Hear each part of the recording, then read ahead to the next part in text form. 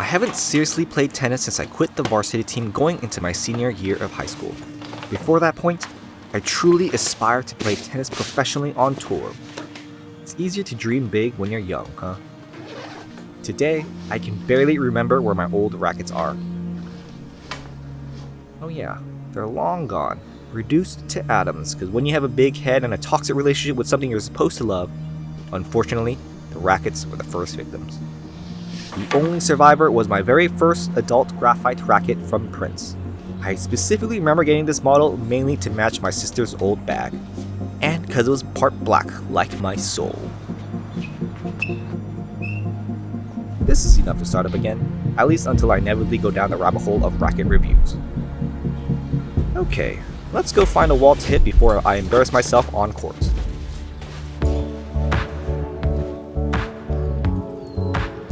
This series will be documenting the journey of returning to play tennis competitively, starting with the first step of dusting off the 12-year-old rust off my game using resources that were not easily available back when I was playing. The accessibility of high-speed cameras and high-level coaching thanks to the democratization of information and technology in the last 5 to 10 years is something that cannot be overstated and will be heavily emphasized on this channel, as the long-term goal for this video series is to not only return to the 4.0 level I was previously at, but to eventually reach the ever-coveted 5.0 NTRP rating by self-coaching myself as much as possible, as I definitely cannot afford a coach. Let's not get too ahead of ourselves though. The very next step of the journey and video series will be stepping foot into a season of semi-competitive, semi-organized, self-submitting 3.5 league to practice and gather data to eventually begin the final arc and achievable goal of competing regularly at a 4.0 tournament.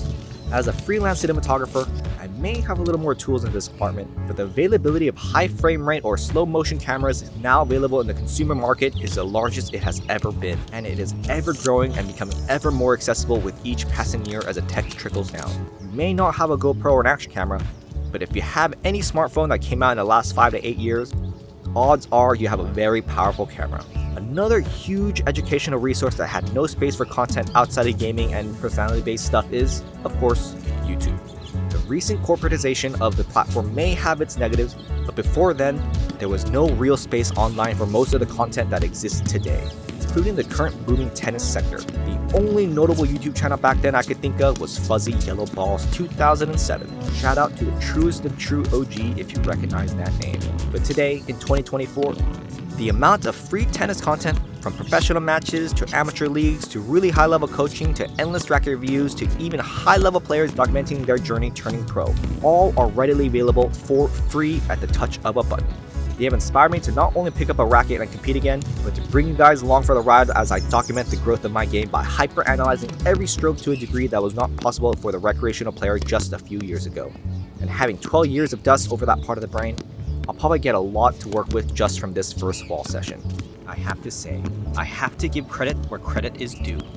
250,000 years of human evolution is nothing to joke about. Muscle memory and intuition has gotten us this far as a species. And man, is it crazy to experience firsthand.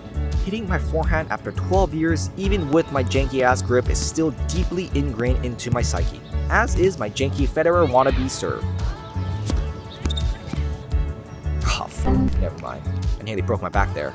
But the basics, and more importantly, the love is still deeply there. I can do this for hours and lose myself in the rhythm of the rally.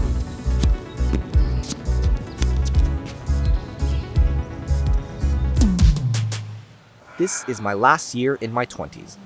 Before getting my first full-time job 3 years ago, I led a fairly active lifestyle through freelance work with good friends balanced with my new physical addiction I replaced tennis with, Brazilian Jiu-Jitsu.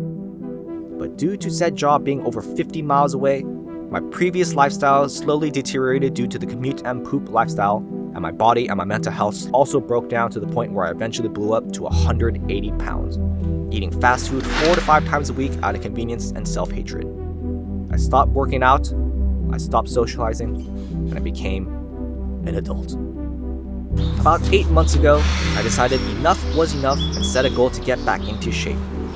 After meeting the most in-shape 50-something-year-old Cam-Op, I decided to follow in his footsteps and pick up calisthenics and work out every single day, no matter how tired I was after my commute. And much to my surprise, I did, and got into better shape than I ever have been in my entire life. Fast food began to look grotesque, and my sleep schedule began positively adjusting to the new lifestyle.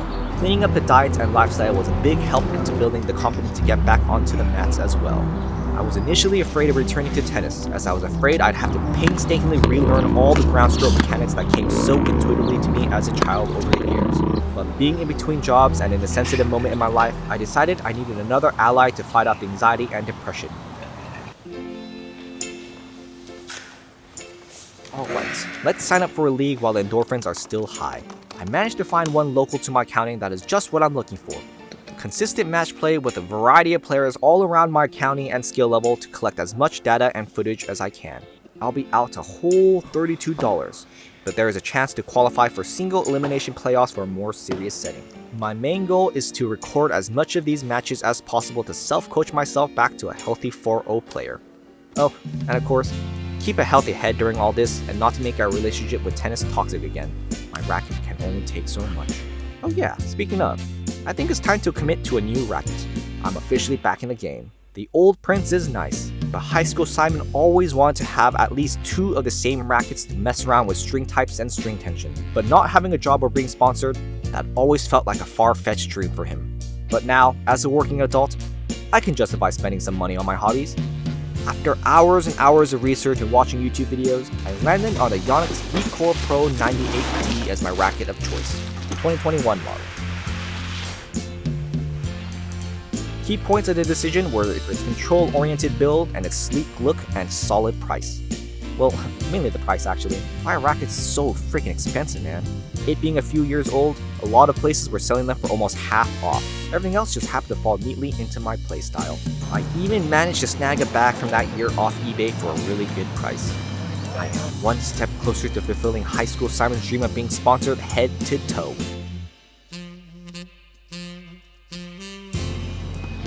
Alright, let's hit up some folks to hit with and get a baseline of my abilities. My main hitting partner is my uncle as he lives the closest to me, but as a 2-5 player, I can't really get reliable matches out of him. I instead focus those sessions on control and placement rather than pace and aggression. After watching myself play a few rallies and sets, I can see how and why I and a lot of players around me on the team plateaued at a 3-5 level despite spending 2 hours a day, 3 to 5 days a week over 5 years. It's obvious we all know how to do a forehand or a backhand or even a kick serve, but there are clear technical deficiencies in all of my strokes. And if you have no way of targeting and addressing those issues or even identifying it, you will continue to ingrain the incorrect mechanics over and over and over again until it becomes natural, which is a problem if you wish to advance past the 4-0 and 4-5 level to the coveted 5-0.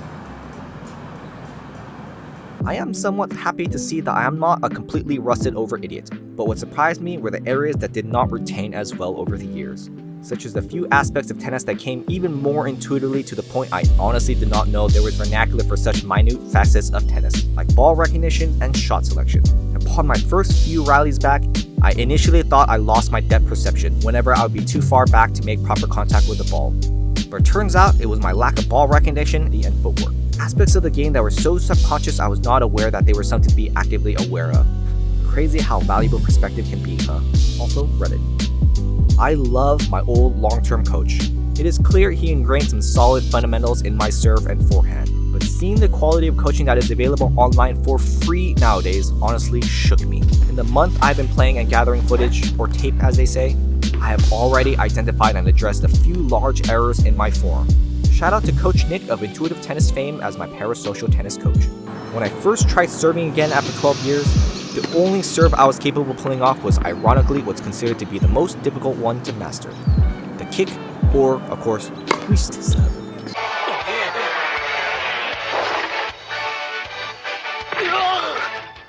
I prided myself in having one of the best serves on the team simply by having a kick serve as my second. I practiced way more reps on the 11 o'clock toss compared to the standard noontime flat serve toss. So after 12 years of rust, I could not for the life of me hit a flat serve.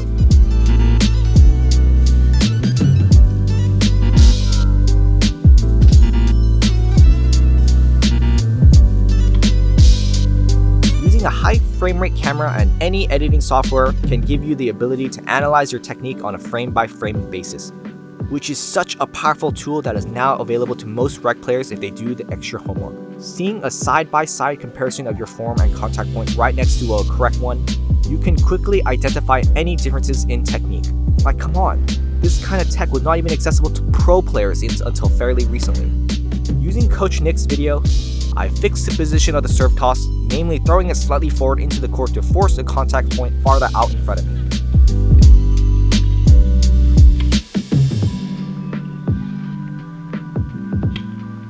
That and drilling overheads on the wall helped me get the flattest slice-free stroke ingrained in my head to finally be able to pull off a decent first serve. I almost became the guy who was known for not having a first serve. Another major stroke I had an issue with was my forehand.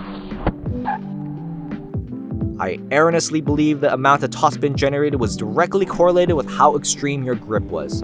So I adopted the Extreme Western Grip, or Hawaiian Grip as it's called now, and despite trying to save my aging wrist, even getting my opinion reinforced by Coach Nick, I cannot seem to break out of my muscle memory. So I guess it'll be something I'll have to live with until I inevitably get wrist surgery a few years down the line. God damn it. But what I do not want to live with is how awkward I look thanks to my non-dominant arm just idling there and letting my dominant arm generate all the power. Again, thanks to Intuitive Tennis and my trusty GoPros, I was able to diagnose where the technical deficiencies lies and target those areas in my next hitting session, whether on the wall or with a partner. But not being part of any club or having friends around my level around me, I have to resort to the wall.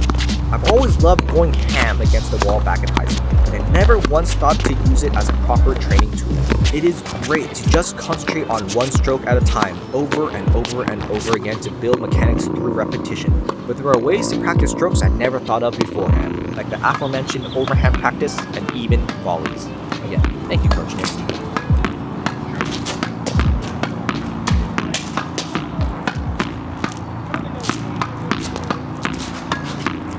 For match play, I have to hit up some friends who live farther out but closer to my 3-5 level. I managed to schedule a match apiece, each a few weeks apart to allow a chance to analyze the footage and apply some self-coaching to track any notable improvement between the matches. I have already seen a lot of improvements, but when the moments got tough, I did notice I inadvertently switched back to my old form out of necessity, and I probably would not have been aware of those moments had it not been caught on camera. It will take a while of just drilling the same mechanics over and over again for it to finally come out naturally in match play.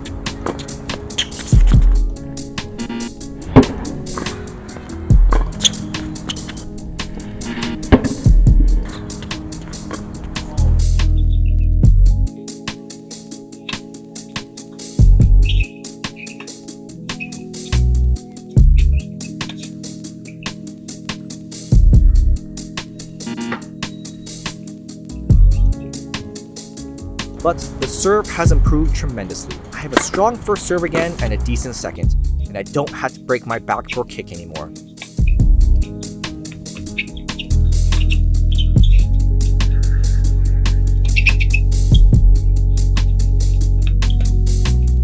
I do have a very strong reduced side slice serve out wide, which usually gives me an ace, which is now something I shall be aiming to get at least once every match. But due to the toss, I still get a few double faults.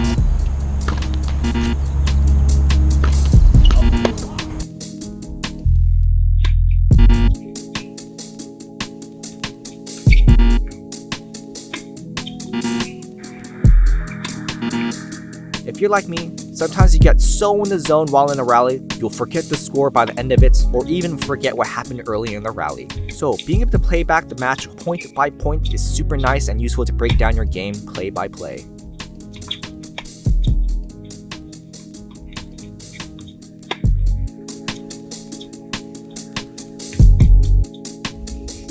An area I was not aware was an issue until seeing it get exploited in my 2 matches was my backhand. I never developed an aggressive backhand like I did my forehand, so naturally it regressed a lot more.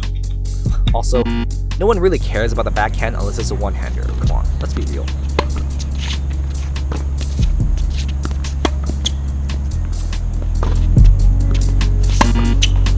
The serve is definitely my favorite stroke, and despite being happy with where it's at, the ceiling for improvement is like an optical illusion. You feel like you're approaching it, and naturally you think you're getting close, but soon you realize how far the ceiling really is after you started your journey. And somehow it feels like you've gone backwards once you realize how much of the journey is still left before reaching the top. That's why we get addicted to any sport or technical hobby, isn't it? The tricky step then, of course, is having the courage of implementing and committing to these changes while in a match setting. The upcoming season is only about a few weeks away now, which is where I'm hoping to pressure test my game before committing to an actual tournament near the end of this year. If you've enjoyed this weird type of cinema, I would very much appreciate a like and or a sub to show your interest. I never intended to put this much time and effort.